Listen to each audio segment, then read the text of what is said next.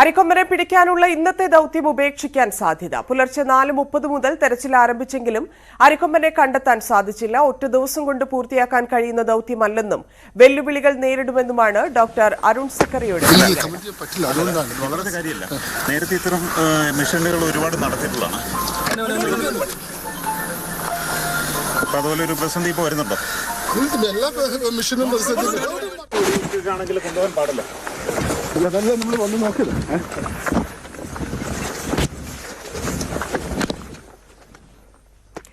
അരിക്കൊമ്പനായി ശങ്കരപാണ്ഡ്യമേട്ടിലും 7 ഏക്കറിലും തെരച്ചിൽ തുടരുകയാണ്. അതുപോലെ ഒരു പ്രതിസന്ധി ഇപ്പോൾ വരുന്നുണ്ടോ? ചക്കക്കൊമ്പനാണോ എന്നൊരു സംശയം കൂടെ ഉണ്ട്. അതിലാണ് ഇത് പിന്നെ ഈ ചക്കക്കൊമ്പൻ വന്നതുകൊണ്ട് ഇത് അവിടുന്ന് മാറിപ്പോയെന്നാ പറയുന്നത്. വെളുപ്പിന് വരെ ഉണ്ടായിരുന്നോ? വെളുപ്പിന് വരെ ഉണ്ടായിരുന്നു. ചക്കക്കൊമ്പൻ വന്നതുകൊണ്ട് ഈ അരിക്കൊമ്പൻ അവിടുന്ന് മാറിയെന്നാണ് പറയുന്നത്. അപ്പൊ ഇപ്പൊ എങ്ങോട്ട് പോയി കരുതുന്നത്? ചിലപ്പോൾ ശങ്കരപാണ്ഡ്യമട്ടക അല്ലെങ്കിൽ 7 ഏക്കർ ആ ഭാഗത്തോട്ട് അവിടെ നോക്കുന്നുണ്ട്. അവിടെ കൺഫർമേഷൻ ഉണ്ടോ? അവിടെ ഉള്ളതായിട്ട് കൺഫർമേഷൻ ഇല്ല. ശ്രമം അവസാനിപ്പിച്ചോ? അതോ അവസാനിപ്പിച്ചിട്ടില്ല. അത് സമയമൊക്കെ തീരുമാനിക്കുന്ന വനം വകുപ്പാണ്. 3 മണി സമയമുണ്ടോ? അങ്ങനെ സമയമൊന്നുമില്ല, വനം വകുപ്പാണ് അത് തീരുമാനിക്കുന്നത്. നിങ്ങളുടെ സേവനം എത്ര മണി വരെ ആവശ്യം? നമ്മുടെ സേവനം അവര് പിന്നെ അതായത് ദൗത്യം അവസാനിപ്പിക്കുന്നിടം വരെ നമ്മുടെ സേവനം. അപ്പൊ ഇന്നില്ലെങ്കിൽ നാളെ വീണ്ടും തുടരുമോ? അത് എന്നാണ് അടുത്തത് തുടരുന്നതെന്നൊക്കെ അതൊക്കെ വനം വകുപ്പിന്റെ. ശരി. സിമന്റ് പാലത്തിന് സമീപം രാവിലെ ആനക്കൂട്ടം തമ്പടിച്ചിരുന്നു. ട്രാക്കിംഗ് ടീം ഇന്ന് മറ്റ് 17 ആനകളെ ലൊക്കേറ്റ് ചെയ്തു. അരിക്കൊമ്പൻ ദൌത്യം അവസാനിപ്പിച്ചിട്ടില്ലെന്നും ശ്രമം തുടരുമെന്നും വനമന്ത്രി അറിയിച്ചു. ആനക്കൂട്ടത്തിൻ്റെ ഇടയിൽ ആണ് ഈ അരിക്കൊമ്പൻ ഇപ്പോൾ ഉള്ളതെന്നാണ് അറിയാൻ കഴിഞ്ഞിട്ടുള്ളത്. അപ്പോൾ ആ കൂട്ടത്തിൽ നിന്നും ആനയെ മാറ്റി തനിച്ച് കിട്ടുമ്പോഴാണ് പിടിവെക്കാനാവുക. ഇപ്പോൾ അത് ആ ദൗത്യം അനിശ്ചിതമായി തുടരുകയാണ്. അപ്പോൾ അവരിപ്പോഴും ആ രംഗത്ത് നിന്ന് പിൻവാങ്ങാതെ ആ യുദ്ധ ഭൂമിയിൽ തന്നെയാണുള്ളത്. GPS കോളർ ബേസ് ക്യാമ്പിൽ തിരിച്ചെത്തിച്ചു. ഇന്ന് കണ്ടെത്താനായില്ലെങ്കിൽ ദൌത്യം നാളെയും തുടരും. വിവരങ്ങളുമായി TG സജിത്തും G ശ്രീജിത്തും ചേരുന്നുണ്ട്. ആദ്യം സൈത്തിലേക്ക്. സൈത്ത്, അരിക്കൊമ്പനെ ട്രാക്ക് ചെയ്യാനായിട്ടില്ല, വലിയ ദൌത്യമാണ്, തെരച്ചിൽ തുടരുമെന്നുമാണ് ദൌത്യസംഘം പറയുന്നത്. ഇന്നത്തെ തെരച്ചിൽ അവസാനിപ്പിക്കാനാണോ ഉദ്ദേശിക്കുന്നത്? എന്താണ് ലഭിക്കുന്ന വിവരം?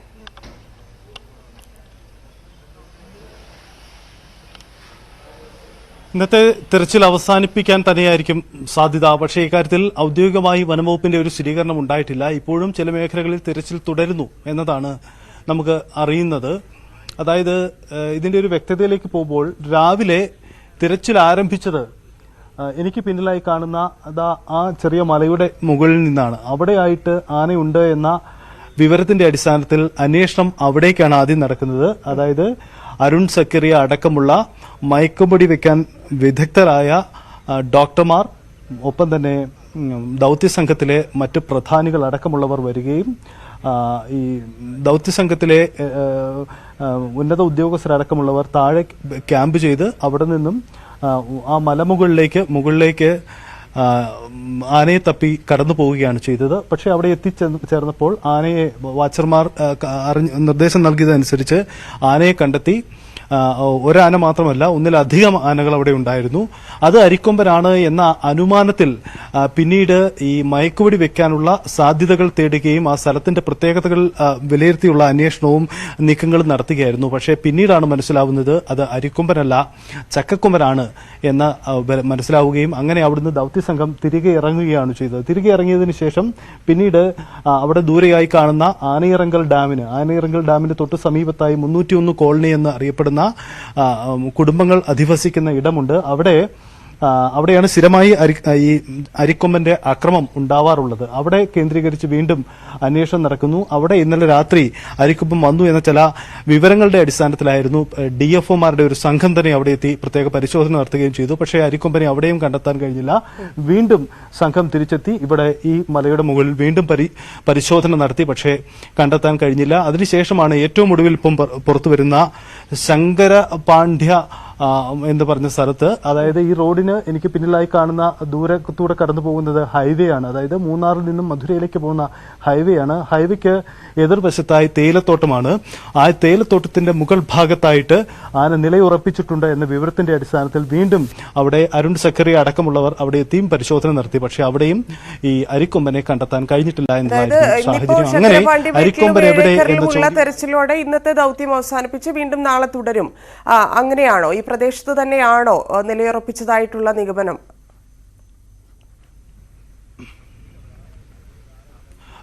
ഇന്നത്തെ പരിശോധന അവസാനിപ്പിച്ചു എന്ന കാര്യം വനവകുപ്പ് ഇതുവരെയും ഉറപ്പു നൽകിയിട്ടില്ല. കാരണം ഒരു സംഘം ബേസ് ക്യാമ്പിലേക്ക് തിരിച്ചു വന്നിട്ടുണ്ട്. പക്ഷേ മറ്റൊരു സംഘം ഇപ്പോഴും ഈ മേഖലകളിലുണ്ട്.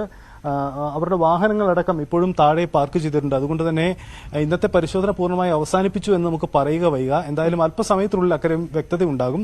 പക്ഷേ സാധാരണ സാഹചര്യം വിലയിരുത്തുമ്പോൾ നമുക്ക് പറയാനാവുന്നത് ഇന്നിനി ദൗത്യം നടക്കാനുള്ള സാധ്യതയില്ല. കാരണം സമയം വൈകുന്നു. ഇനി ആനയെ മയക്കുപിടി വെച്ചാൽ പോലും അതിനെ പുറത്തെത്തിപ്പിക്കാനുള്ള സങ്കീർണമായ നടപടിക്രമങ്ങളുണ്ട്. മാത്രമല്ല ആനയെ എവിടെയെന്നെങ്കിലും കണ്ടാൽ അവിടെ മയക്കുപിടി വെക്കാൻ കഴിയില്ല. കാരണം മയക്കുപിടി വെച്ചാൽ ആനയെ അവിടെ വാഹനമടക്കം എത്തിക്കാനുള്ള സൗകര്യമുള്ള ഇടത്ത് ആനയെ എത്തിക്കണം. അവിടെ എത്തിച്ചതിന് ശേഷമായിരിക്കും മയക്കുപിടി വെക്കേണ്ടി വരിക. അപ്പം അങ്ങനെയുള്ള വലിയ നടപടിക്രമങ്ങളും ഒക്കെയുണ്ട്. അത് പൂർത്തിയാക്കേണ്ടതുണ്ട്. അതുകൊണ്ടുകൂടി സങ്കീർണമാണ്. അതുകൊണ്ട് ഇന്ന് സമയം വൈകുന്നത് കൊണ്ട് തന്നെ ഇന്നത്തെ ദിവസം ദൗത്യം നടക്കാനുള്ള സാധ്യത വളരെ വിരളമെന്നാണ് നമുക്ക് അറിയാനാവുന്നത്. പക്ഷേ ഇപ്പോഴും വനവകുപ്പിന്റെ ഉദ്യോഗസ്ഥരൊക്കെ പറയുന്നത് തങ്ങൾ ദൗത്യത്തിൽ നിന്ന് പിന്നോട്ട് പോയിട്ടില്ല, അത് നടക്കുന്നു എന്നതാണ്. എന്തായാലും ഒരു ദിവസം കൊണ്ട് പൂർത്തിയാക്കാൻ കഴിയുന്നതല്ല ഇക്കാര്യമെന്ന് അരുൺ സക്കറി അടക്കമുള്ളവർ വിശദീകരിക്കുകയും ചെയ്തിട്ടുണ്ട്. ഞാനിപ്പോൾ നിൽക്കുന്ന ഈ സ്ഥലത്തിന്റെ പ്രത്യേകത മനസ്സിലാവും. അതായത് ഇത് പുൽമേടാണ്. ഈ പുൽമേട് പോലെയുള്ള സ്ഥലങ്ങളിലാണ് പൊതുവിൽ അരിക്കൊമ്പനെ പോലെയുള്ള ആനകൾക്ക് വിഹരിക്കാൻ ഏറെ ഇഷ്ടമുള്ള ഇടം. അല്ലാതെ ഇടതൂർന്ന വനപ്രദേശങ്ങളിലല്ല സാധാരണ ആനകൾ ഉണ്ടാവാറുള്ളത്. അതുകൊണ്ടുകൂടിയാണ് ആനകൾ കൂടുതലായി ഈ മേഖലകളിലേക്കൊക്കെ കടന്നു വരുന്നത്. ഇത് ജനവാസ മേഖലയാണ്. ഇവിടെ അടുത്ത് വീടുകളും ആൾതാമസവും ഒക്കെ ഉള്ള സ്ഥലമാണ്.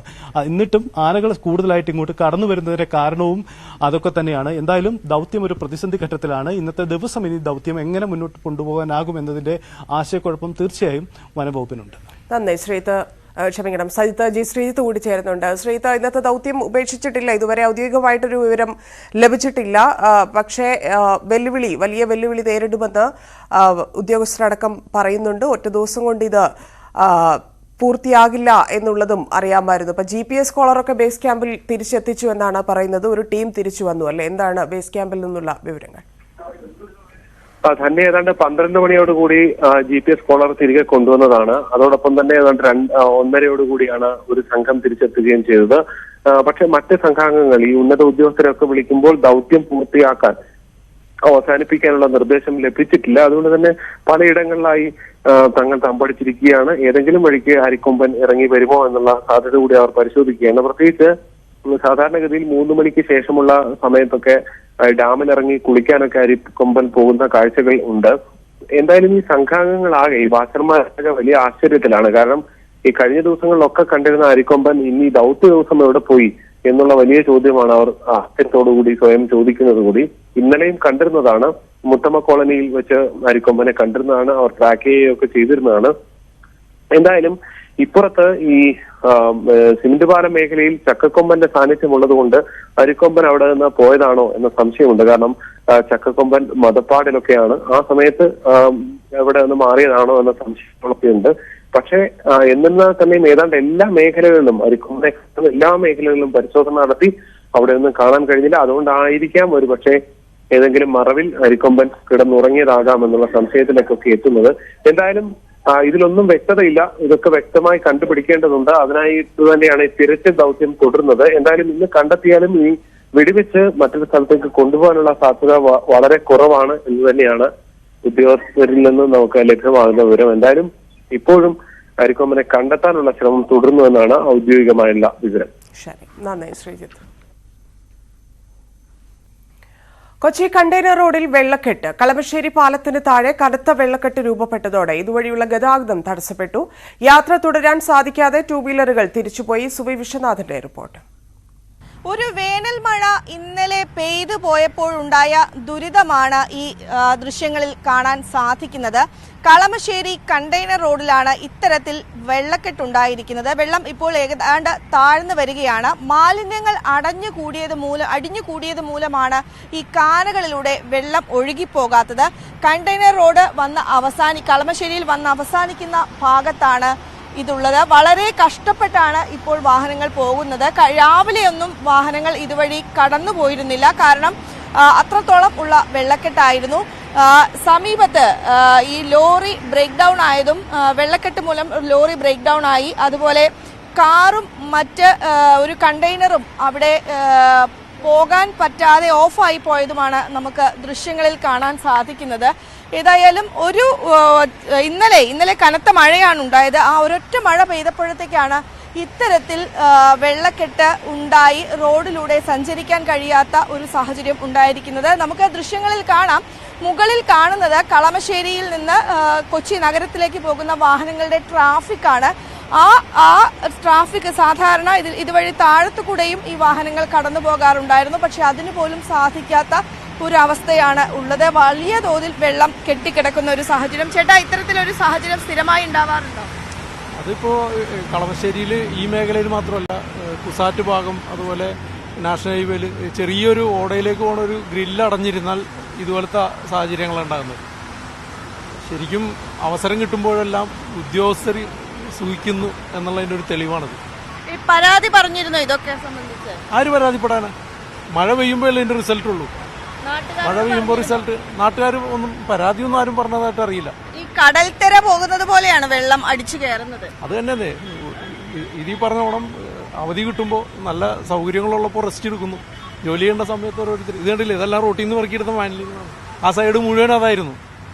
ഇത് വേനൽക്ക് ഇതിൽ പാസ് ചെയ്യുന്നത് ശരിക്കും ഒരു ഡംപിങ് യാർഡാണ് തൊട്ടപ്പുറത്തുള്ളത്. ഒരു 6 മാസം മുമ്പ് കത്തി 48 മണിക്കൂർ നിന്ന് കത്തിയ ഒരു യാർഡാണ് നിൽക്കുന്നത്. ബ്രഹ്മപുരത്ത് കത്തിയത് 12 ദിവസമായിട്ട് കത്തിയ ഒരു യാർഡ്. ഏതായാലും ഈ മാലിന്യം, നമുക്ക് ദൃശ്യങ്ങളിൽ കാണുന്ന ഈ മാലിന്യമെല്ലാം ഇവിടെ കിടന്ന വെള്ളം മൂലം ഇവിടെ മുകളിലേക്ക് ഒലിച്ചു കയറി വന്ന മാലിന്യങ്ങളാണ് നമുക്ക് കാണാൻ സാധിക്കുന്നത്.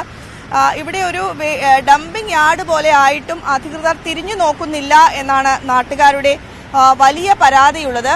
വാഹനങ്ങൾ വളരെ ശക്തിയായി എടുത്താൽ മാത്രമേ ഈ വഴി കടന്നു പോകാൻ കഴിയുള്ളൂ. അബദ്ധത്തിൽ ഈ വാഹനം എങ്ങാനും നിന്നുപോയി കഴിഞ്ഞാൽ അവിടെ നിന്നു പോകേണ്ട ഒരു സാഹചര്യമാണുള്ളത്. ഇന്നലെ വൈകിട്ടാണ് കൊച്ചി നഗരത്തിലും കളമശ്ശേരി പരിസരങ്ങളിലുമായി കനത്ത മഴയുണ്ടായത്. വേനൽ മഴയായിരുന്നു. ആ ഒരൊറ്റ വേനൽ മഴയിലാണ് ഈ ഒരു സ്ഥിതിവിശേഷം ഉണ്ടായിരിക്കുന്നത്. പ്രീ മൺസൂൺ വർക്കുകൾ, അതായത് ഒരു മാസം കഴിഞ്ഞാൽ ഈ മൺസൂൺ വരികയായി. അതിനു മുമ്പായി ഈ കാനകളും മറ്റും വൃത്തിയാക്കേണ്ടതുണ്ട്. ആ പ്രീ മൺസൂൺ വർക്കുകളും ആരംഭിച്ചിട്ടില്ല എന്നതിൻ്റെ തെളിവ് കൂടിയാണ് ഈ ദൃശ്യങ്ങൾ പങ്കുവെക്കുന്നത്. ഏതായാലും ഇപ്പോൾ ഈ വാർത്തകൾ മറ്റും വന്നതിൻ്റെ അടിസ്ഥാനത്തിൽ ചില നടപടികൾ, അതായത് ഈ റോഡിൽ നിന്നും മറ്റു മാലിന്യങ്ങൾ മാറ്റാനുള്ള ചില ശ്രമങ്ങൾ അധികൃതരുടെ ഭാഗത്തു നിന്ന് ഉണ്ടാകുന്നുണ്ട്. ഏതായാലും 3 വാഹനങ്ങളാണ് ഇന്നലെ ഈ റോഡിൽ ബ്രേക്ക് ഡൗൺ ആയി നിന്നുപോയത്. ആ വാഹനങ്ങൾക്ക് സഞ്ചരിക്കാൻ സാധിച്ചിട്ടില്ല. ഇപ്പോൾ വെയിൽ ഉദിച്ചപ്പോഴാണ് ഈ വെള്ളം കുറേശ്ശെ വാർന്നു തുടങ്ങുന്ന ഒരു സാഹചര്യം ഉണ്ടായിരിക്കുന്നത്. വെള്ളക്കെട്ട് സ്ഥിരമായി ഇവിടെ വെള്ളക്കെട്ട് ഉണ്ടാകാറുണ്ട് മഴ പെയ്താൽ എന്നാണ് നാട്ടുകാരുടെ ഒരു പരാതി. എത്ര തവണ പരാതിപ്പെട്ടാലും അധികൃതരുടെ ഭാഗത്തു നിന്ന് യാതൊരുവിധ നീക്കവും ഇതുമായി ബന്ധപ്പെട്ട് ഉണ്ടാകുന്നില്ല എന്നും നാട്ടുകാർ പറയുന്നുണ്ട്. മാമുക്കോയുടെ സംസ്കാര ചടങ്ങിൽ പ്രമുഖ താരങ്ങൾ പങ്കെടുക്കാതിരുന്നതിൽ പരാതിയില്ലെന്ന് മകൻ മുഹമ്മദ് നിസാർ. വിവാദങ്ങൾ അവസാനിപ്പിക്കണം. മമ്മൂട്ടിയും മോഹൻലാലും അവരുടെ സാഹചര്യങ്ങൾ അറിയിച്ചിരുന്നു. പലർക്കും പല തിരക്കുകളും ഉണ്ടാകും. പിതാവിന് വേണ്ടി ഇനി പ്രാർത്ഥനകൾ മാത്രം മതിയെന്നും മുഹമ്മദ് നിസാർ കോഴിക്കോട് പ്രതികരിച്ചു. ഞാൻ ഇന്നലെ ഈ ശ്മശാനത്ത് നിന്ന് 11 മണിക്ക് തന്നെ പറഞ്ഞിരിക്കണ്. അന്നേരം ചോദ്യം ഈ വിവാദമൊന്നും ഉണ്ടായില്ല. അപ്പോൾ അവിടെ നിന്ന് ഇങ്ങനെ ആരും വന്നില്ലല്ലോ എന്ന് വളരെ സിമ്പിളായിട്ട് അവർ ചോദിച്ചു ഒരു ചാനലിൽ. അപ്പോൾ തന്നെ ഞാൻ ഈ മറുപടി പറഞ്ഞ. പിന്നെ ഇന്നലെ രാത്രി ഇന്ന് രാവിലെയൊക്കെ ഞാൻ ഇതിനെപ്പറ്റി പറഞ്ഞുകൊണ്ടിരിക്കുന്നുണ്ട്. അനാവശ്യമായിട്ടുള്ള വിവാദമാണ്. കുടുംബത്തിന് അതിൽ യാതൊരു പങ്കുമില്ല. കുടുംബത്തിന് ഇതുമായിട്ട് ഇതിന്റെ അനിയനാണ് റഷീദ്. കുടുംബത്തിന് യാതൊരു പങ്കുമില്ല. കുടുംബത്തിന് ഇതൊരു വിഷമമില്ല ആരും വരാത്തതിൽ. പിന്നെ ആർട്ടിസ്റ്റുകൾ ഒരുപാട് ആളുകൾ, കുറച്ചാളുകളൊക്കെ വന്നിട്ടുണ്ട്. ഒരുപാട് ആളുകൾ വിളിച്ചിട്ടുമുണ്ട്.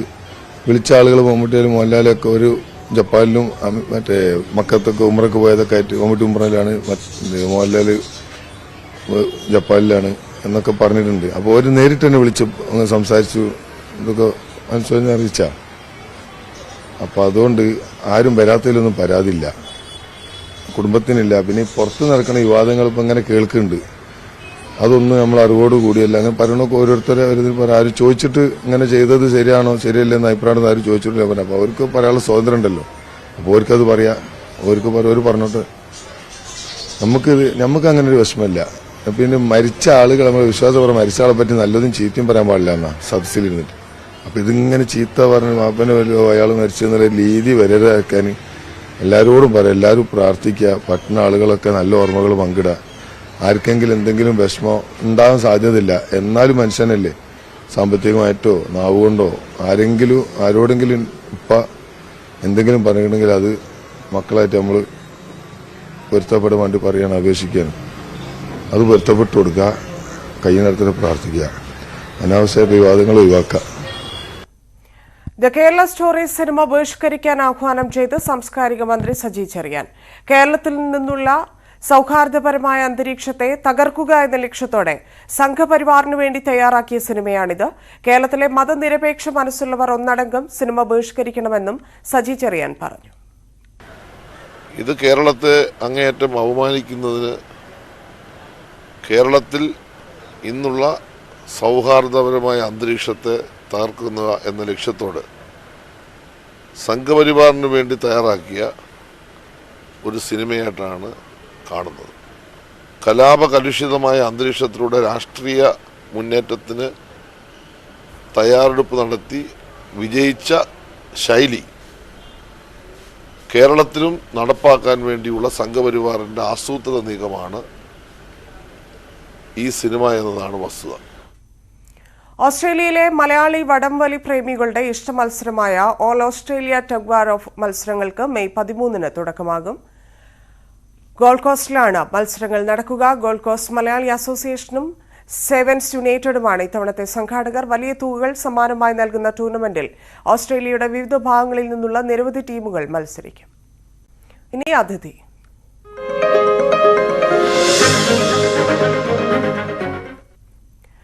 വൈറൽ പാരഡി ഗായകൻ ഫെലിക്സ് ദേവസിയാണ് ഇന്ന് ലേഡീസ് ബാൻഡിൽ അതിഥിയായി ചേരുന്നത്. ഇതിനകം തന്നെ പലരും കേട്ടുകാണും ആ പാരഡി ഗാനങ്ങൾ. ഇപ്പോൾ വാർത്തകളിൽ നിറയുന്ന അരിക്കൊമ്പൻ ദൗത്യം ഉൾപ്പെടെ പാരഡിക്ക് വിഷയമായിട്ടുണ്ട്. ഇനിയും കേൾക്കാത്ത ആളുകൾക്കായി ഒരു ഗാനം. വന്ദേ ഭാരതം ഇറങ്ങി മലയാളികൾ അടി തുടങ്ങി, മറുപടി എന്നോണം കേരള കരയിതിൽ കേരളിൻ പുകൾ പാട്ടുയർന്നു. കേരള മക്കളുടെ കേരയില് 2.5-3 മണിക്കൂറിൽ പഞ്ഞവൻ എത്തിലും കണ്ണൂരിൽ സ്പീഡവനുണ്ടവൻ 200. 5 മണിക്കൊരു വണ്ടി പുറപ്പെടും, 6 മണിക്ക് നക്കരയത്തിനും 7 മണിക്ക് തൃശ്ശൂരത്തിനും വേണ്ടറിയായാലും ഞാലക്കുട പട്ടണം പിന്നീട് 8 മണിക്കത് കടലിൻ്റെ ഉപ്പട കെട്ടരയോടവ കണ്ണൂരെത്തും ജനങ്ങളും ഹാപ്പി ഇങ്ങോട്ടൊന്നും പറയണ്ട. മറുപടി എന്നോണം കേരള കരയിതിൽ കേരളിൻ പുകൾ പാട്ടുയർന്നു. വഴി നീളെ അന്നു നിങ്ങൾ കുഴിച്ചു വെച്ച മഞ്ഞ നിറമുള്ള കുറ്റി എഴുതെറിഞ്ഞു.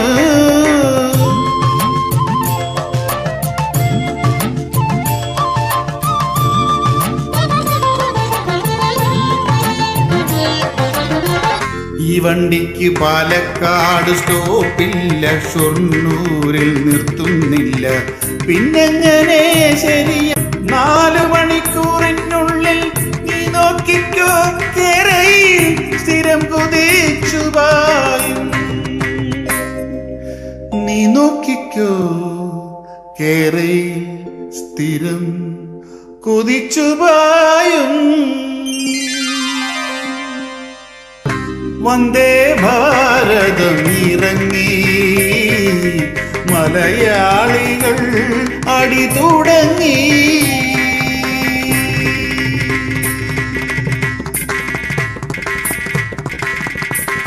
ഇറക്കുന്നയാളാണ്. എങ്ങനെയാണ് ഈ പാരഡി രംഗത്തേക്ക് എത്തുന്നത്? പാരഡിയിലേക്ക് ഞാൻ യാദൃശ്ചികമായിട്ട് വന്നതാണ്. അത് ഞങ്ങളുടെ ഒരു 1-2 ഗ്രൂപ്പുകളുണ്ട്. അതായത് ക്രിയേറ്റീവായിട്ടുള്ള കാര്യങ്ങളൊക്കെ ഷെയർ ചെയ്യുന്ന കുറച്ച് ഗ്രൂപ്പുകളുണ്ട്. അതിലൊന്നാണ് ചിരിക്കൂട്ട് എന്ന് പറയുന്നത്. അവിടെ തമാശകളും ട്രോളുകളും മാത്രം ഷെയർ ചെയ്യുന്നൊരു ഗ്രൂപ്പാണ്. അപ്പോൾ അവിടെ ഇടയ്ക്കൊരു സ്വഭാവമുണ്ട്, ഇങ്ങനെ പാരഡി ഗാനങ്ങളൊക്കെ 2 ലൈനൊക്കെ ഒന്ന് പരീക്ഷിച്ച് നോക്കുക. അതിനകത്തെ മെമ്പേഴ്സ് എല്ലാം ഇങ്ങനെ എഴുതിയിടാറുണ്ട്. അപ്പോൾ ആ കൂടി ഞാനൊരു ദിവസം ഒരു പാരഡി അവിടെ എഴുതിയിട്ടു. അത് നമ്മുടെ ഒരു ദലം മാത്രം എന്ന പാട്ടിൻ്റെ ഒരു പാരഡി. അത് തമാശയ്ക്ക് വേണ്ടി എഴുതിയതാണ്. പ്രത്യേകിച്ച് അതിൻ്റെ സബ്ജക്റ്റും സംഗതി എന്നുള്ള ജസ്റ്റ് ഫോർ ഫൺ, അതായത് ശുദ്ധഹാസ്യം, അങ്ങനെ ശുദ്ധഹാസ്യത്തിൽ എഴുതിയൊരു പാട്ടാണ്. അതവിടെ പോസ്റ്റ് ചെയ്തു. അത് ഒരു കലം കഞ്ഞി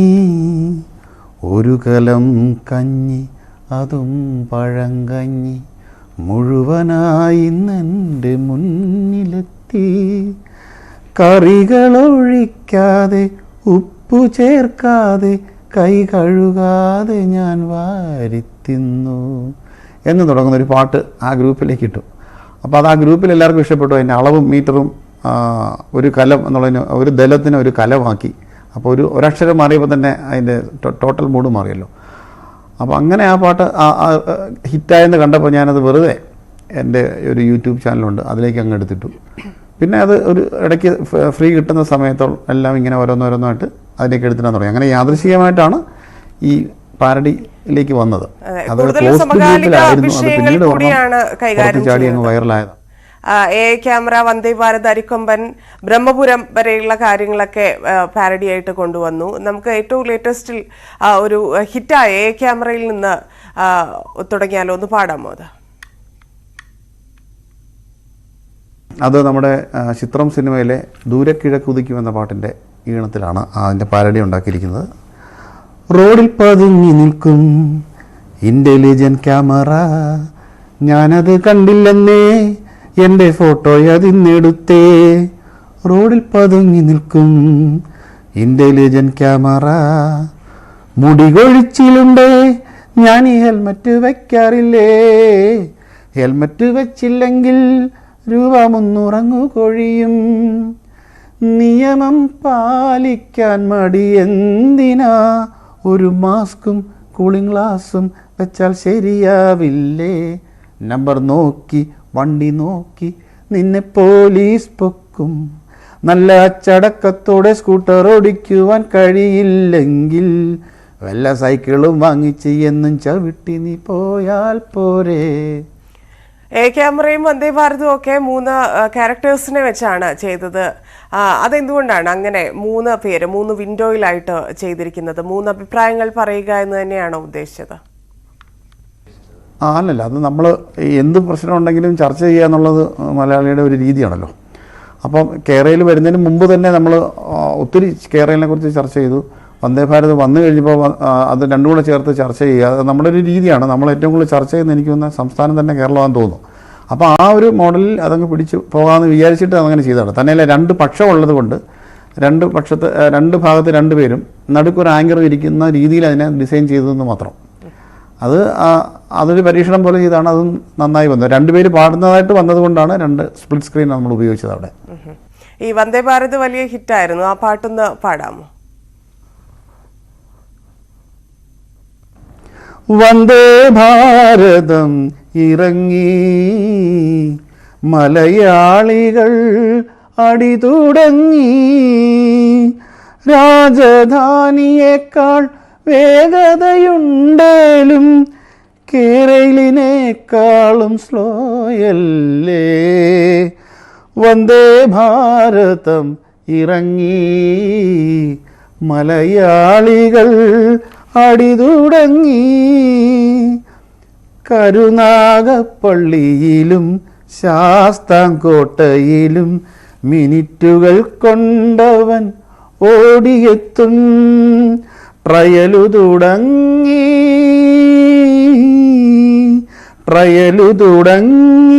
പ്ലാറ്റ്ഫോമിൽ കൂടിയ മനുഷ്യന്റെ. പുതിയ ഓരോ സംഭവങ്ങൾ ഉണ്ടാകുമ്പോഴാണ് ആളുകൾ ഇപ്പോൾ ആദ്യം നോക്കുക ഫെലിക്സിന്റെ ആ വിഷയത്തിൽ, ആ പ്രസ്തുത വിഷയത്തിൽ പാരഡി ഇറക്കിയിട്ടുണ്ടോ എന്നുള്ളതാണ്. കാരണം അതിൽ സാധാരണ ജനങ്ങൾ പറയാൻ ആഗ്രഹിക്കുന്ന കാര്യങ്ങൾ ഉണ്ടാകുമെന്ന പ്രതീക്ഷയിൽ എത്രത്തോളം ഫോളോവേഴ്സ് ഇല്ലെങ്കിൽ അങ്ങനെ ഒരുപാട് പേര് നോക്കുന്നുണ്ടോ എന്നുള്ളത് താങ്കൾക്കും തോന്നിക്കാണുമല്ലോ. എന്താണ് ചിന്തിക്കുന്നത് അതിനെക്കുറിച്ച്? അല്ല, അതൊരു നല്ല കാര്യമാണ് ആയിട്ടാണ് എനിക്ക് തോന്നുന്നത്. കാരണം വെച്ചാൽ നമ്മൾ നമുക്ക് പല രീതിയിൽ ആനുകാലികമായ സംഭവങ്ങളോട് പ്രതികരിക്കാം. നമുക്ക് ഫേസ്ബുക്ക് പോസ്റ്റ് ഇടാം, അല്ലെങ്കിൽ വാട്സാപ്പ് വഴി എന്തെങ്കിലും ഒരു മെസ്സേജ് ഉണ്ടാക്കി, അല്ലെങ്കിൽ ഇഷ്ടം പോലെ ഉണ്ടല്ലോ, മാധ്യമങ്ങൾ ഇഷ്ടം പോലെ ഉണ്ടല്ലോ. പക്ഷേ പാട്ടിൻ്റെ രൂപത്തിൽ അത് ഇറക്കുക എന്നുള്ളത് ഒരു വ്യത്യസ്തമായ രീതിയാണെന്ന് തോന്നിയത് കൊണ്ടാണ് ഞാൻ അങ്ങനെ പോയത്. അത് വെറുതെയുള്ള പാട്ടുകൾ ഞാൻ ചെയ്തിട്ടുണ്ട് കേട്ടോ. ഒരു ഉദാഹരണം വേണമെങ്കിൽ ഞാൻ പാടാം. ഓർമ്മകൾ ഓടിക്കളിക്കുവാൻ. അതിൽ പ്രത്യേകിച്ച് സാമൂഹിക വിഷയമൊന്നുമല്ല, രാഷ്ട്രീയമൊന്നുമില്ല, രണ്ട് പക്ഷം അങ്ങനെയൊന്നും പറയാനില്ല. ശുദ്ധഹാസ്യത്തിൽ പോകുന്ന പാട്ടുകളും ചെയ്തിട്ടുണ്ട്. അത് ഇതാണ് കയറി ഹിറ്റായെന്നുള്ളതേ ഉള്ളൂ. അതെന്ന് പറയുന്നത് ഇങ്ങനെയായിരുന്നു: പെൺമകളോടിപ്പോയി പറയാതെ ഇന്നലെ ബംഗാളി തൊഴിലാളി ചെറുക്കൻ്റെ കൂടെ, ബംഗാളി തൊഴിലാളി ചെറുക്കൻ്റെ കൂടെ, 3 പവനുള്ള മാലയും കൊണ്ടുപോയി, 4-5 കമ്മലും കൊണ്ടുപോയി, ലോക്കറിനുള്ളിൽ രഹസ്യ അറയ്ക്കുള്ളിൽ ഞാനതെടുത്തു വച്ചു, പക്ഷേ പൂട്ടാൻ മറന്നു പോയി. അങ്ങനെ ഒരു പാട്ട്. അത് പ്രത്യേകിച്ച് സമകാലിക വിഷയമായിട്ട് റിയാക്ട് ചെയ്തൊരു പാട്ടൊന്നുമല്ല. അപ്പോൾ അങ്ങനത്തെ പാട്ടുകൾ ഞാൻ ചെയ്തിട്ടുണ്ട്. പക്ഷേ ഇത് ഒരു വ്യത്യസ്തമായ രീതിയെന്ന് തോന്നിയത് കൊണ്ടാണ് ഇപ്പം അങ്ങനെ ചെയ്യുന്നത്. സ്വാഭാവികമായിട്ടും വിമർശനമുണ്ടോ? ഇപ്പൊ താങ്കൾ പാടിയതുപോലെ ബംഗാളി എന്ന പ്രയോഗം ഇല്ലെങ്കിൽ ഒളിച്ചോട്ടത്തെ കാണുന്ന രീതി, അങ്ങനെയുള്ള സാമൂഹ്യ പ്രാധാന്യമുള്ള പാട്ടെത്തുമ്പോൾ വിമർശനങ്ങൾ സ്വാഭാവികമായിട്ടും ഉണ്ടാവും. അത്തരത്തിൽ എന്തെങ്കിലും സംഭവങ്ങൾ ഉണ്ടായിട്ടുണ്ടോ? അല്ല, അതിന് ഉള്ള ഒരു രീതിയാണ് നമ്മൾ 2 ഭാഗം നിന്ന് പാടുന്നത്. അപ്പോൾ 2 ഭാഗത്തെയും പ്രതിനിധിയായിട്ട് ഞാൻ തന്നെ വരികയും ആ 2 ഭാഗം നമ്മൾ തന്നെ പറയുകയും അത് ഓൾറെഡി നിലവിലുള്ളതും കൂടെയാണ്. ഞാൻ അതിനായിട്ട് പുതിയത് ക്രിയേറ്റ് ചെയ്തിട്ടുള്ളതല്ല. ഇപ്പോൾ കേരയിൽ വാദവും കേരയിൽ വിരുദ്ധവാദവും നേരത്തെ അവിടെ ഉള്ളതാണ്. അപ്പം നമ്മളായിട്ട് ക്രിയേറ്റ് ചെയ്ത ഒരു പ്രോബ്ലം അവിടെ ഇല്ല. ആ ഉള്ള പ്രോബ്ലത്തിൻ്റെ കൂടെ ഞാനും കൂടെ കൂടിയെന്നേ ഉള്ളൂ. ഓക്കെ. ഈ കുട്ടികളുടെ വേനലവധിയെ കുറിച്ചുള്ള പാട്ട് അതൊരുപാട് വൈറലായിരുന്നു. വാട്സപ്പിലൂടെയൊക്കെ ഒരുപാട് ഷെയർ ചെയ്യപ്പെട്ട പാട്ട് കൂടിയാണ്. നമ്മുടെ വീട്ടിലൊക്കെ സ്ഥിരം നടക്കുന്ന കാഴ്ചകൾ വെച്ചെഴുതിയ ഒരു പാട്ട്. ആ പാട്ടൊന്ന് പാടാം. അതെ, ആ പാട്ടുണ്ടാകാനുള്ളൊരു സാഹചര്യം എന്ന് പറയുന്നത്, ഒരു കുട്ടി ഫ്രിഡ്ജിൽ വലിഞ്ഞു കയറുകയും ആ ഫ്രിഡ്ജിൻ്റെ ഫ്രീസറിൻ്റെ ഡോറിൽ പിടിച്ച് ഇവനിങ്ങനെ ഊഞ്ഞാലാടുകയാണ്. കുറച്ച് കഴിയുമ്പോൾ ഈ ഫ്രിഡ്ജ് ഇങ്ങനെ മറിഞ്ഞു പോയി. നമ്മളവർക്ക് അത് അപകടം ഉണ്ടാകും നമ്മൾ വിചാരിക്കും. എങ്കിലും ഒന്നും പറ്റില്ല. അതിലുള്ള സാധനങ്ങളെല്ലാം താഴെ വീഴുന്നൊരു വീഡിയോ എനിക്ക് അയച്ചു കിട്ടി. ആ അവധിക്കാലം തുടങ്ങി എന്നും പറഞ്ഞ് അതിനൊരു ക്യാപ്ഷനും ഉണ്ടായിരുന്നു. എൻ്റെ ഒരു സുഹൃത്ത് അയച്ചു തന്നതാണ്. അതിൽ നിന്നാണ് ഇതിനുള്ളൊരു സ്പാർക്ക് ഉണ്ടായത്. അത് ശ്യാം സാറിൻ്റെ ട്യൂണാണ്, ശ്യാമമേഘമേ. അത് വളരെ ചടുലമായിട്ട് പോകുന്നൊരു പാട്ടാണ്. അതിൻ്റെ സ്വരസ്ഥാനങ്ങളിലുമൊക്കെ നമ്മൾ ലിറിക്ക് കേട്ടിട്ടുണ്ട്. വേനലവധിയായി കുഞ്ഞുങ്ങൾക്ക് കുസൃതിക്കാലമായി, പരസ്പരം കൊമ്പ് കോർക്കലായി, ഇടയ്ക്കിടെ തല്ലുകൊള്ളലായി, അനുദിനം ഭിത്തികൾ മുഴുവൻ കുത്തിവരയ്ക്കും പൊടിയും ചെളിയും നിറയുകയായി, 60 ദിവസം ഈ ഭവനത്തിൽ വെടിയും പുകയും ഉയരുകയായി, അമ്മച്ചി കളിക്കാൻ പൊക്കോട്ടെ, കണ്ടോ വെയിലത്ത് പുറത്തെങ്ങും പോകണ്ട, അപ്പച്ച കളിക്കാൻ പൊക്കോട്ടെ, അടങ്ങിയിരിക്കും വിളച്ചെടുത്ത ചെവിക്ക് പിടിച്ച് കറക്കും ഞാൻ, വേനലവധിയായി കുഞ്ഞുങ്ങൾക്ക് കുസൃതിക്കാലമായി. അങ്ങനെയാണ് ആ പാട്ടിൻ്റെ. അതെ, പലരും പലവട്ടം കേട്ട് ആസ്വദിച്ച പാട്ടുകളാണ് പാരഡി രൂപത്തിലാക്കുന്നത്. എത്ര സമയമാണ് താങ്കൾ എടുക്കുന്നത്? എങ്ങനെയാണ് വിഷയം എടുക്കുന്നത്? ഇപ്പോൾ സിനിമാ പാട്ട് തിരഞ്ഞെടുത്തു കഴിഞ്ഞാൽ അത് പൂർത്തിയാക്കാൻ എത്ര സമയമെടുക്കാറുണ്ട്? അതെന്ന് പറയുന്നത്, അത് നമുക്കൊരു സ്പാർക്ക് കിട്ടിയാലേ ഇത് നടക്കുകയുള്ളൂ. പലപ്പോഴും ഒരു സ്പാർക്ക് കിട്ടുമ്പോൾ അത് വളരെ പെട്ടെന്ന് വരിക. ഒരു ദിവസം കൂടുതൽ എടുക്കുന്നില്ല, അര ദിവസം കൊണ്ടൊക്കെ പാട്ട് എഴുതി തീർക്കാൻ പറ്റുന്നുണ്ട്. അപ്പോൾ അടങ്ങിയിരിക്കും വെള്ളത്തിലടിച്ച് ചെവിക്ക് പിടിച്ച് കറക്കും ഞാൻ. ആ ഭാഗമൊക്കെ ഞാൻ സെപ്പറേറ്റ് എഴുതി വെച്ചിട്ട് പിന്നെ ബാക്കിയുള്ളത് ഫില്ല് ചെയ്ത് എടുത്തതാണ്. അപ്പോൾ ഒരിക്കലും ഫസ്റ്റ് ലൈൻ ആദ്യം, സെക്കൻഡ് ലൈൻ രണ്ടാമത്, അങ്ങനല്ല പോകുന്നത്. അവിടെ നിന്ന് ഇവിടെ നിന്നൊക്കെ പെറുക്കി വെക്കാറുണ്ട്. ഉദാഹരണത്തിന് വന്ദേ ഭാരതിൽ രാജധാനിയേക്കാൾ വേഗതയുണ്ടെങ്കിലും കേരളിനേക്കാളും സ്ലോ അല്ലേ എന്നുള്ള വാക്കാണ് ആദ്യം എഴുതിയത്. അതായത് ആദ്യം തൊട്ട് പുറകോട്ട് എഴുതി പോകുമല്ല, അവിടെ നിന്ന് ഇവിടെ നിന്നൊക്കെ എഴുതാറുണ്ട്. അങ്ങനെയാണ് എൻ്റെ ഒരു രീതിയിൽ, അങ്ങനെയാണ് എനിക്ക് സാധിക്കുന്നത്. അതൊക്കെ സമയം വളരെ കുറച്ച് മതി പലപ്പോഴും.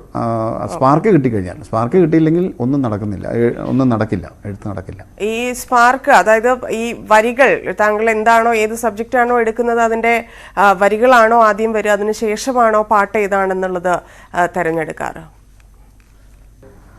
ഒരു വിഷയം തന്നെ ആദ്യം ഉണ്ടായി വരുന്നത്, വിഷയത്തിനെ കുറിച്ചുള്ള ഒരു തോട്ടിലാണ് വരുന്നത്. ഞാനിപ്പം ആദ്യത്തെ പാട്ട് ഞാൻ എഴുതിക്കൊണ്ടിരിക്കുകയാണ്. അതായത് മാലിന്യ നദിയിൽ നമ്മൾ വലിച്ചെറിയാണ്. അപ്പം നമുക്ക് മാലിന്യ നദിയിൽ എന്നൊരു പാട്ടുണ്ട്. അപ്പം മാലിന്യം ആക്കിയാൽ നമുക്ക് ആ വിഷയത്തിലൂടെ കയറിപ്പോകാമെന്നുള്ളൊരു ചിന്തയിലൂടെ ആ പാട്ട് തയ്യാറായി വരികയാണ്. മാലിന്യ നദിയിൽ കണ്ണാടി നോക്കും, അങ്ങനൊരു പാട്ടുണ്ട്. അപ്പം മാലിന്യം നദിയിൽ നിന്നാക്കുമ്പോൾ നമുക്ക് മാലിന്യം നദിയിൽ എറിയുന്ന വിഷയത്തിലേക്ക് പോകാൻ പറ്റും. അപ്പോൾ അങ്ങനെ ഒരു റൈമിങ്ങും കൂടെ നോക്കിയാണ് പോകുന്നത്. അപ്പോൾ അതാണ് അതിൻ്റെ സ്പാർക്ക് എന്ന് പറയുന്നത്. ബാക്കി ഞാൻ എഴുതിക്കൊണ്ടിരിക്കുകയാണ്. ഓക്കെ, ഇത്തരത്തിലുള്ള പാട്ടുകൾ ഇല്ലെങ്കിൽ ഇങ്ങനെയുള്ള കഴിവുകൾ ഒരുപാട് സിനിമകൾ ഉപയോഗിക്കുന്നുണ്ട്. താങ്കൾ അത്തരത്തിൽ ഏതെങ്കിലും അവസരങ്ങൾ വന്നിട്ടുണ്ടോ? അതിനുള്ള ശ്രമങ്ങൾ നടത്തുന്നുണ്ടോ? ഇല്ല, സിനിമയിലെ ആപ്ലിക്കേഷൻ അല്ലല്ലോ പാരഡി എന്ന് പറയുന്നത്. സിനിമാക്കാർ പാട്ടുണ്ടാക്കട്ടെ, അത് കഴിഞ്ഞിട്ടല്ലേ നമ്മുടെ പണി. പുതിയ കാലത്തിന്റെ വി ഡി രാജപ്പനാണെന്നാണ് സോഷ്യൽ മീഡിയ ഒക്കെ പറയുന്നത്. അങ്ങനെ വി ഡി ആർ ഒരു സ്വാധീനം ചെലുത്തിയിട്ടുണ്ടോ താങ്കളിൽ? ഉറപ്പായിട്ടും സ്വാധീനിച്ചിട്ടുണ്ട്. കാരണം വി ഡി ആറിൻ്റെ പുഷ്കലകാലം എന്ന് പറയുന്നത് എൻ്റെ ബാല്യകാലമാണ്. അതായത് 70s, late 70s early 80s V D Rajappan ഇങ്ങനെ തകർത്ത് വാരി നടന്നത്. അപ്പോൾ അദ്ദേഹം ശരിക്കും അദ്ദേഹത്തിൻ്റെ പ്രോഗ്രാംസ് ഞാൻ ലൈവ് കണ്ടിട്ടുണ്ട്. ചികയുന്ന സുന്ദരി എന്ന് പറഞ്ഞൊരു കഥാപ്രസംഗമുണ്ട് അദ്ദേഹത്തിൻ്റെ, കോഴികളുടെ പ്രണയകഥയാണ്. ഇത് ഞാൻ കുട്ടിക്കാലത്ത് ഞാൻ പോയിരുന്ന് നേരിട്ട് കേട്ടിട്ടുണ്ട്. അപ്പോൾ അന്ന് അദ്ദേഹം പാട്ടിന് പകരം ഉപയോഗിച്ചിരുന്നത് സ്വന്തമായിട്ട് ട്യൂണുകൾക്ക് പകരം സിനിമാ പാട്ടുകളായിരുന്നു. അത് നമുക്കറിയാവുന്ന കാര്യമാണ്. അപ്പോൾ അതിലൊരു മാസ്റ്ററാണ് അദ്ദേഹം. പാരഡി മാത്രമല്ല, ഒന്നാം തരം സ്റ്റോറി ടെല്ലറുമാണ് അദ്ദേഹം. തന്നെ ഉണ്ടാക്കി സ്റ്റോറി പറയുകയാണ്. മറ്റു പലരും ക്ലാസിക്കൽ കഥകളെടുത്താണ് കഥാപ്രസംഗം പറയുന്നത്, നമുക്കറിയാവുന്ന കാര്യമാണ്.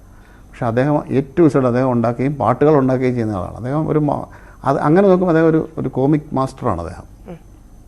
ഇന്നിപ്പം അരിക്കൊമ്പന്റെ വിഷയം ഇങ്ങനെ നിൽക്കുകയാണ്. ദൗത്യ സംഘം അരിക്കൊമ്പന് വേണ്ടി തെരച്ചിൽ നടത്തിക്കൊണ്ടിരിക്കുകയാണ്. ഇതുവരെ കിട്ടിയിട്ടില്ല. 1-2 ദിവസം എടുക്കുമെന്നാണ് കരുതുന്നത്. താങ്കൾ അരിക്കൊമ്പനെ വെച്ചും പാട്ടുണ്ടാക്കിയിട്ടുണ്ട്. ആ പാട്ടുകൂടി ഒന്ന് പാടാമോ? ഒന്നാം തരം വീടൊന്നവൻ കുത്തിമറിച്ചിട്ടെന്നേ, രണ്ടാമതും ഉണ്ടാക്കി ഉന്തി മറിച്ചിട്ടെന്നേ, സർക്കാരും കോടതിയും കയ്യങ്കളിയാണോ ഈ തൊന്തരവിന് പോം വഴിയില്ലേ? അരിക്കൊമ്പനെ പൊക്കണം നീ, മയക്കും വെടി വെക്കണം നീ, നല്ല കുങ്കിയാനെ കൊണ്ട് ഉന്തിയും തള്ളിയും കൂട്ടിലടയ്ക്കണം നീ. ജോലിയില്ലാതെ പൊട്ടിയ ഞാൻ, പട്ടിണിയാൽ വയറൊട്ടിയ ഞാൻ, സർക്കാരിൻ്റെ കിറ്റ് വാങ്ങാൻ റേഷൻ കടയിൽ പോയൊരു നാൾ. 10 കിലോ ചാക്കരിയും 8 കിലോ കുത്തരിയും 3 കിലോ വൻപയറും 2 കിലോ പാമോയിലും പോയി, എല്ലാം കൊണ്ടുപോയി, കൊമ്പൻ കൊണ്ടുപോയി, മൊത്തം ചീറ്റിപ്പോയി, അരിക്കൊമ്പനെ പൊക്കണം നീ. അങ്ങനെ പോകുന്ന ആ പാട്ട്. ഓക്കെ, എന്തായാലും നമ്മുടെ സമകാലിക വിഷയങ്ങളിൽ ഇത്തരത്തിലുള്ള അത് പല രൂപത്തിൽ താങ്കൾ തന്നെ 2 ഭാഗവും പറയുന്ന പാട്ടുകൾ ഉണ്ടാക്കുന്നത് കൊണ്ട് അതിൽ 2 അഭിപ്രായങ്ങളും പറയാനും താങ്കളുടെ അഭിപ്രായങ്ങൾ ഇങ്ങനെയുള്ള പാട്ടിലൂടെ എത്തിക്കാനും സാധിക്കട്ടെ. എല്ലാ ആശംസകളും നേരുന്നു. നന്ദി. Thank you. വാർത്തകൾ. പ്രതിപക്ഷ നേതാവ് വി ഡി സതീശൻ മാധ്യമങ്ങളെ കാണുന്നു. തത്സമയം കേരളം പിടിക്കാൻ മോഡി വരുന്നത് എന്നാണോ മനസ്സിലാക്കേണ്ടത്? ഈ AI ക്യാമറയിൽ ഇന്നലെ സിദ്ധം സംസ്ഥാന സെക്രട്ടറി പറഞ്ഞത് 2ാം ലാവലിലാണെന്ന് പ്രതിപക്ഷ നേതാവ് പറയുമ്പോൾ 1ാം ലാവലിൽ എന്ത് സംഭവിച്ചു? 1ാം ലാവലിന്റെ കേസ് സുപ്രീം കോടതിയിൽ നിൽക്കുകയാണ്. BJP കേന്ദ്ര ഭരണകൂടവും സംസ്ഥാന ഭരണകൂടവും, അതായത് സംസ്ഥാനത്തെ CPM-ഉം കേന്ദ്രത്തിലെ BJP-യും തമ്മിലുണ്ടാക്കിയ അന്തർധാരയുടെ ഭാഗമായി ആ കേസ് 33 പ്രാവശ്യം മാറ്റിവെച്ചു. എവിടെയെങ്കിലും കേട്ടിട്ടില്ല 33 പ്രാവശ്യം ഒരു ക്രിമിനൽ കേസ് മാറ്റിവെച്ചിട്ടുള്ളത്? എല്ലാ പ്രാവശ്യം കേസെടുക്കുമ്പോൾ CBIയുടെ വക്കീലിനും പനി വരും. ലാവ്ലിൻ കേസ് അത് അദ്ദേഹത്തിന് തന്നെ അറിയാം. 1ാം ലാവ്ലിൻ കേസ് അഡ്ജസ്റ്റ് ചെയ്ത് വെച്ചിരിക്കുകയാണ്. ഇവിടെ സ്വർണ്ണക്കള്ളക്കടത്ത് കേസ്, 2 ലൈഫ് മിഷൻ കോഴ കേസ്, ഈ 2 കേസുകളും എവിടെ പോയി? ഈ പ്രധാനമന്ത്രി ഇവിടെ ഒന്ന് പറഞ്ഞല്ലോ സ്വർണ്ണക്കള്ളക്കടത്താണ് ഇവിടെ നടക്കുന്നതെന്നും. എന്നിട്ട് CBIയും NIAയും കസ്റ്റംസും ED എല്ലാം എവിടെ പോയി? അപ്പോൾ BJP നേതാക്കന്മാരുടെ കുഴൽപ്പണ കേസും സ്വർണ്ണക്കള്ളക്കടത്ത് കേസും എല്ലാം ഒത്തുതീർന്നു. എന്നിട്ട് നമ്മളോട് ചോദിക്കുകയാണ് എവിടെയെന്ന് 1ാം ലാവലിൽ. അവർ തന്നെ പറയട്ടെ എവിടെയാണ് പോയിരിക്കുന്നത് എന്നും.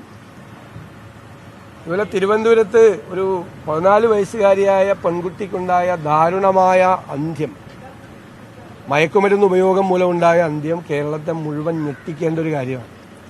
ഞങ്ങളാണിത് കേരളത്തിൻ്റെ നിയമസഭയിൽ കൊണ്ടുവന്ന് അപകടകരമായ രീതിയിൽ ലഹരി ഉപയോഗം വർദ്ധിക്കുന്നു എന്ന് പറഞ്ഞത്. അതിന് കുറച്ച് ക്യാമ്പയിനൊക്കെ നടത്തി. ആ ക്യാമ്പയിനെല്ലാം വളരെ ഉപരിതല സ്പർശിയായിട്ടുള്ള ക്യാമ്പയിനായിരുന്നു. ആ ക്യാമ്പയിൻ ഇപ്പോൾ ഒന്നും കേൾക്കുന്ന പോലുമില്ല, ഒന്നും കാണുന്ന പോലുമില്ല. എൻഫോഴ്സ്മെന്റ് ഇല്ല, യാതൊരുവിധ സർവൈലൻസും നടക്കുന്നില്ല, ലഹരിയുടെ സോഴ്സ് പിടിക്കാൻ വേണ്ടിയിട്ടുള്ള ശ്രമം നടത്തുന്നില്ല. അതിനൊരു പൊളിറ്റിക്കൽ പേട്രണേജ് ഉണ്ട്, രാഷ്ട്രീയ രക്ഷാകർതൃത്വമുണ്ട്.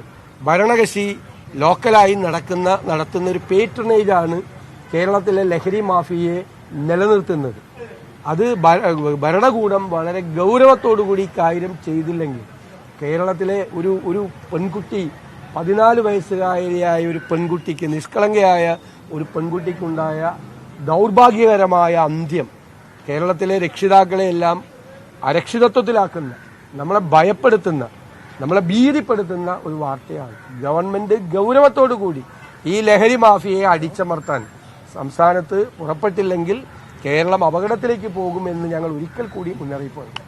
ഈ കുട്ടിയുടെ കേസിൽ കുറെ ദീർഘനാളത്തെ ലഹരി ഉപയോഗമാണ് ഈ അവസ്ഥയിലേക്ക് എത്തിക്കുന്നത്. ഇവിടെ അച്ഛനാണെങ്കിൽ ഒരു നിയമപാലകനാണെന്നും പറയുന്നു. അപ്പോൾ അത്രയും സമൂഹത്തിൽ ഉയർന്നു നിൽക്കുന്ന കുടുംബത്തിൽ പോലും ഇത്തരം ഒന്നാമത് അല്ല, അതിന് ഈ ഉച്ചനീചത്വങ്ങളൊന്നും ഇല്ല. ഇത് ഉപയോഗിക്കുന്നതിന് സമ്പന്നരായിട്ടുള്ള ആളുകൾ ഉപയോഗിക്കുന്നുണ്ട്, സാധാരണക്കാരായ ആളുകളുടെ വീട്ടിലുമുണ്ട്.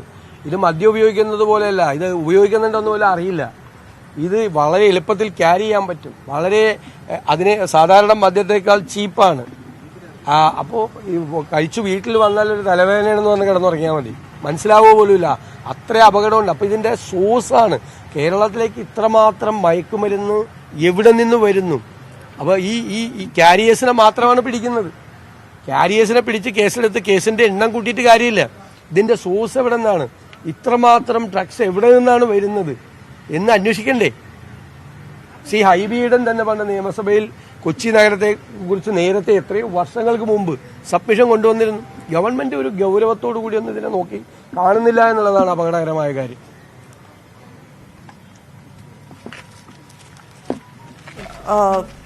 പ്രതിപക്ഷ നേതാവ് പറഞ്ഞത് ഈ കേരള സ്റ്റോറി എന്ന സിനിമ അത് സംഘപരിവാറിന്റെ അജണ്ടയാണ്.